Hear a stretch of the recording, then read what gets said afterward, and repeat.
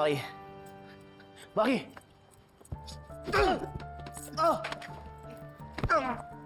Maki, bro! Gago ka, Gerald! Mahal na mahal ka ni Gina! Ang swerte mo! Tapos tulokoy mo lang ang asawa mo? Hindi mo man lang naisip yung anak nyo? Gerald! Ang laking gulo nito pinasok nyo! Komplikado na ka sitwasyon niya, di ba? Dahil mag-ama pa naging asawa niya ni Betsy. Imbis na lumayo ka sa kanya, anong ginawa mo? Ginawa mo pa siyang kabit? Napapaliw ka na ba? Maki, naiintindihan ko yung galit mo.